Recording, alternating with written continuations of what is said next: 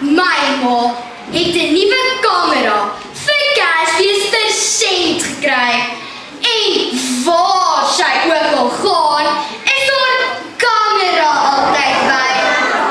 Dis skole atletiek. Al die ouens, hol soos blits. Ek nog weer loslaaste en ma se kamera flits. By die jaarlikse skoolkonsert kry ek 'n baie simpel rol. Ek sê donkie.